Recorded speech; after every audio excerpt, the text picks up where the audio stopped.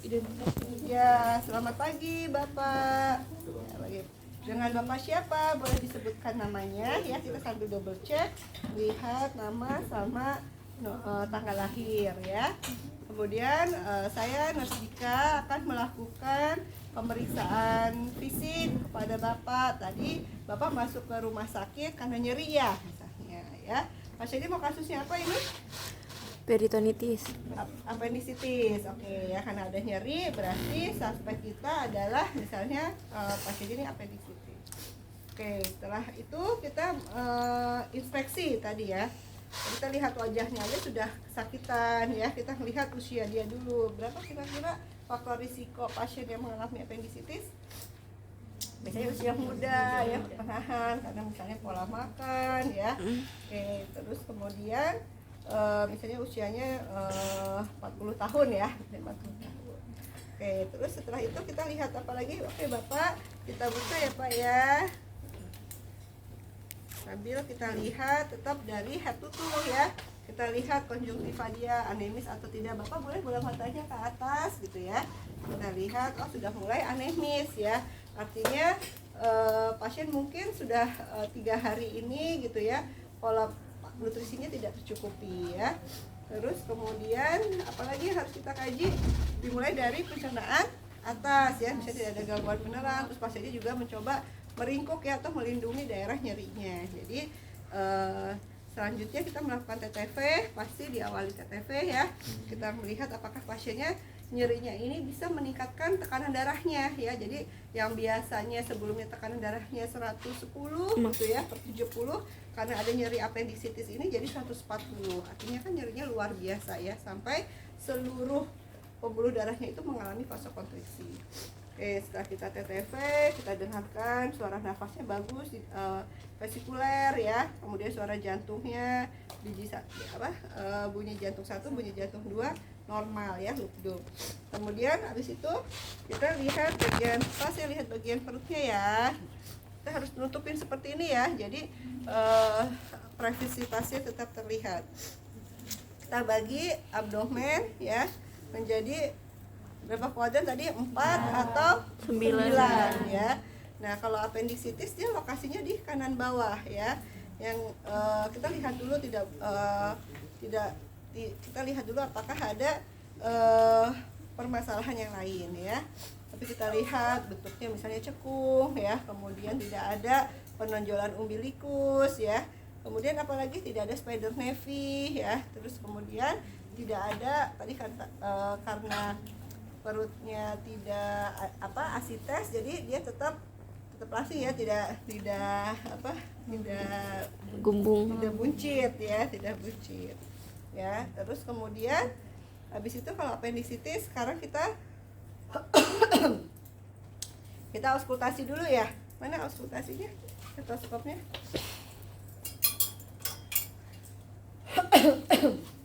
Oke. Kalau pemeriksaan fisik abdomen selalu diawali dari inspeksi, habis inspeksi auskultasi ya. Dari kuadran mana dulu? atas. Oke. Kanan atas, kita dengarkan sambil lihat jam selama 1 menit ya. Oke, terus lihat lagi, harusnya sama ya. Kalau tidak ada permasalahan neuromuskuler, 1 menit ya. Terus kemudian ya di sini udah mulai sakit ya. Kemudian 1 menit. Normalnya berapa? 10 sampai 20 kali per menit ya. Ada suara bisa krok kan gitu ya, krok gitu 2 ya. Terus boleh kita pindah lagi ya, atau satu lokasi juga boleh selama 1 menit ya, pasti sama gitu. Pindah 1, 2, 3. Terus habis inspeksi kalau appendicitis kita ada titik McBurney ya, dari umbilikus ke miring di sini ya, titiknya dia udah kesakitan. Mana yang sakit dia sudah menunjuk ya, berarti ini adanya appendicitis di titik McBurney ya. Terus apalagi tanda khusus appendicitis? Rovsing sign. Apa tadi di buku kerja? Obturator, Rovsing sign sama Nah kalau ini kita udah ke bawah, kita tutupin, kita ini ya. Di buku kerja apa aja kalau tanda-tanda appendicitis? Obturator ya. Obturator untuk melihat otot obturatornya. Jadi kita putar. Kayak gini dia sudah sakit. Kalau luar apa internal rotasinya di buku kerja luar ya. Jadi kalau dia obturator kita gerakan ke sini dia udah sakit ya. Terus apa lagi? Kalau dia nggak sakit ya berarti bukan appendix ya. Terus ada Rovsing sama psoas kan ya. Kalau Rovsing sign ya sebelahnya ya. Kalau diangkat sakit ya. Oke, terus misalnya di kanan ya, kalau yang diangkat itu psoas ya kan. Kalau psoas begitu diangkat pasiennya mengeluh sakit ya. Kalau Rovsing sign kita tekan sebelahnya dia merasa sakit, itu appendicitis ya kan. Terus kalau asites dilanjut ya. Ini ceritanya sudah palpasi dan lain-lain, sudah kita infokan. Pemeriksaan fisik yang ingin kita fokuskan adalah tadi kalau appendicitis ada nyeri disertai dengan tanda-tanda khas appendicitis lainnya, yaitu obturator, Rovsing sign sama psoas ya. Sekarang pasiennya asites, kita inspeksi lagi ya kan. Misalnya ada inspeksi terus tampak buncit ya, pasiennya kurus ya. Kenapa tuh bisa kurus tadi? Karena albuminnya inteknya kurang ya, makanya dia bengkak di seluruh edema ekstremitas dan asites. Kemudian apalagi inspeksinya ada spider nevy nggak? Atau ada pelebaran? Ya kemungkinan ada ya, karena memang udah dilatasi dari vena porta ya yang tadi kita bahas. Terus apalagi yang kita lihat inspeksi sama dari atas ya, pasiennya anemis, sudah kurus ya, mungkin sudah hipertensi ya, disebabkan karena hipertensi portal sehingga tekanan darahnya juga tinggi. Terus ya semoga tidak ada penurunan daya tahan tubuh. Biasanya kalau masuk ke rumah sakit pasien sirhep juga sudah sesak ya, karena apa? Karena masalah metaboliknya ya, tidak ada energi untuk bernafas. Jadi boleh kita pasang nasal kanul aja 2-3 liter ya. Kemudian apalagi yang kita lihat, udah ya bengkak sudah, kita pencet ya. Oh, lebih dari 3 detik terjadi edema ya. Artinya memang sudah ada fluid shifting, pergantian cairan yang harusnya di intravaskular ini di interstisial, makanya terjadi edema. Terus kemudian auskultasi. Tadi auskultasi pasti tidak terdengar di suara bising usus karena sudah banyak cairan ya. Jadi bising usus biasanya negatif ya. Pasien juga biasanya sulit BAB karena dia nutrisinya sedikit, kan mual muntah terus ya, karena ini udah asites, mual muntah. Jadi apa yang mau dikeluarkan, orang kebutuhan nutrisinya juga belum tercukupi meskipun. Kemudian apalagi shifting dullness ya, memastikan pasien ini memang asites atau tidak. Shifting dullness bagaimana caranya? Tangannya di tengah gitu, di tengah. Shifting dullness. Oh, ini lupa. Shifting dullness bukan fluid wave. Oh, bukan fluid wave. Nah, ini shifting dullness artinya kita memastikan ini kan dari rata ya. Ini kan kayak botol, kalau di botol aqua kalau di ini kan ada yang terisi air, ada yang terisi udara ya. Makanya kita lakukan perkusi ya. Misalnya di sebelah sini kalau terisi cairan, dia akan apa? Dullness, karena terisinya cairan. Good ya. Terus semakin ke sini timpani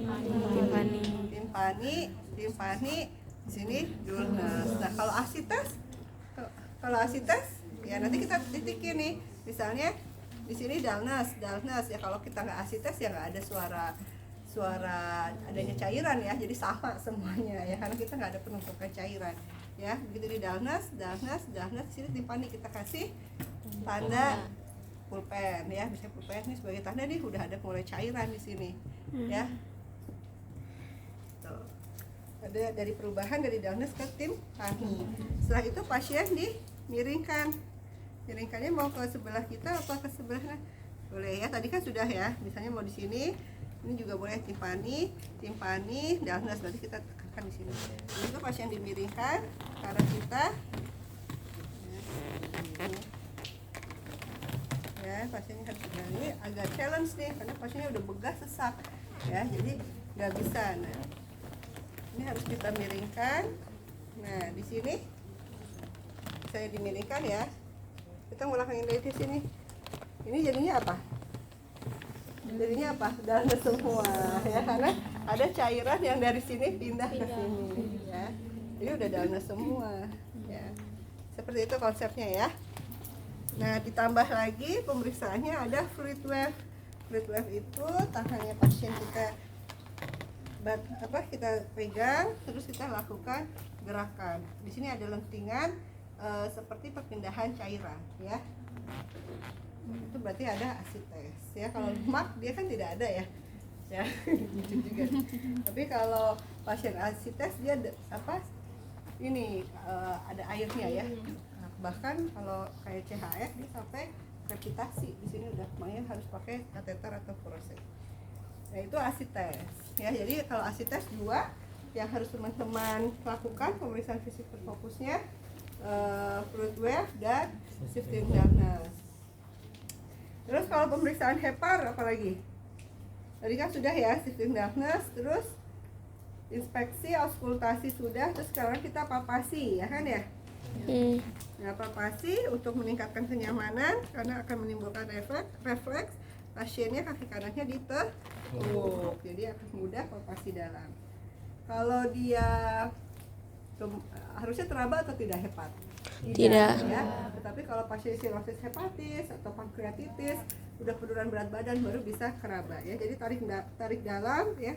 Jadi tangan kita di bawah, tarik napas dalam, hembuskan, kita masuk. Itu akan kerasa batas tegasnya itu seperti gitu ya. Bisa nanti boleh pakai sekarang, saling mencoba ya.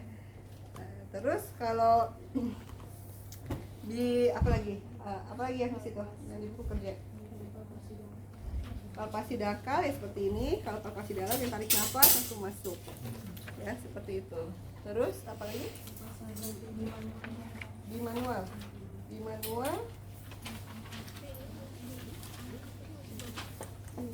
menggunakan kedua belah jari ya, kayak tadi ya, di manual ya. Jadi tarik nafas masuk set sampai terasa batas bawah dari hepar ya.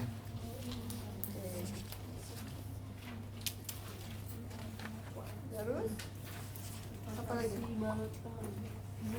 Balut teman apabila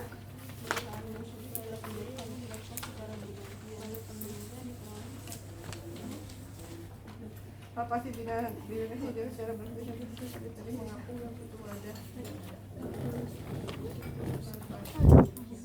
mirip dengan palpasi jadi kalau di manual, kalau tadi kan kita satu masuk, nah ini bergantian aja. Jadi satu terus habis itu tarik nafas satu, ini di manual.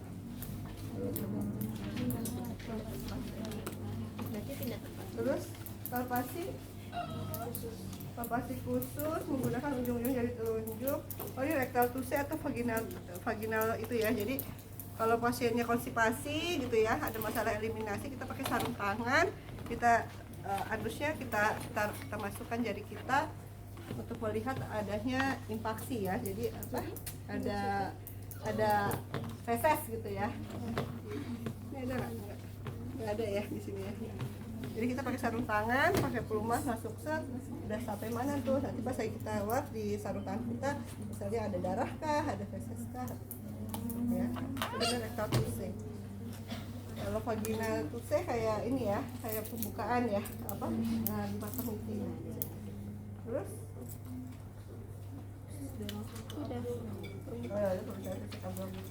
oke, terus perkusi, tadi perkusi hepar. Perkusi hepar dia suaranya dullness ya, terus tipani ya. Kalau ada cairan tipani, kalau udara hipertipani ya. Oke, terus Udah ya. Habis palpasi terus ya palpasi spleen, palpasi spleen kan organ yang tadi kita sudah bagi, hepar di sebelah kanan, spleen di sebelah kiri ya kan. Jadi batas atas hepar di torakal keberapa? Torakal 12 sampai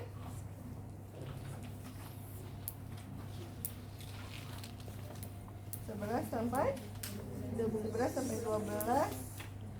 Torakal 11 sampai 12. Satu doang itu. Ya, jadi kalau ini dari suaranya apa? Kalau suara paru resonan sampai ketemu Dalnes ya kan? Itu batas atas hepar. Dalnes ketemu timpani berarti usus kan itu ya. Panjangnya berapa? Ya, normalnya 8 ya. Terus apa lagi? Batas. Habis itu geser aja dari batas bawah. Dalnes ya. Kalau di sini ya isinya bukan Dalnes ya, kan di sini ada spleen, tapi kan di sini masih ada toraks ya. Kalau ketemu resonans lagi ya udah batas bawah hepar di sini. Jadi hepatomegali, kalau di sini masih Dalnes kemungkinan ada hepatomegali. Udah, apa lagi?